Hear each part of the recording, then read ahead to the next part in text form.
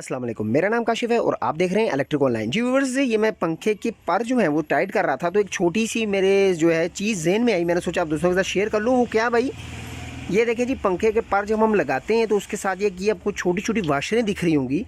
ये देखें जी, ये हल्की सी वाशर जो है लोहे की होती है और ये टेढ़ी होती है। देखें जी, ये टेढ़ी है। तो भाई ये किस लिए होती है? ये इसकी ग्रिपिंग के लिए होती है कि ये जो पंखे का पर जो है ये जब चलेगा तो ये ग्रिप ना छोड़े अपनी, यानी कि मजबूती ना छोड़े, लूज़ ना हो। ये पेच वक्त के साथ साथ ये लूज़ ना हो। तो भाई ये इसलिए, ये देखें जी, ये टेढ़ी वाशर इसलिए होती है। ये यहाँ पे रख कर ऊपर से इसके अंदर वाशर दे के ऊपर से इसका जो पर है वो टाइट हो जाता है। देखें जी, मैंने सारे जो है उसमें वाशर दी है, लाजमी दी है। तो ये चीज़ का ध्यान लाजमी रखा करें।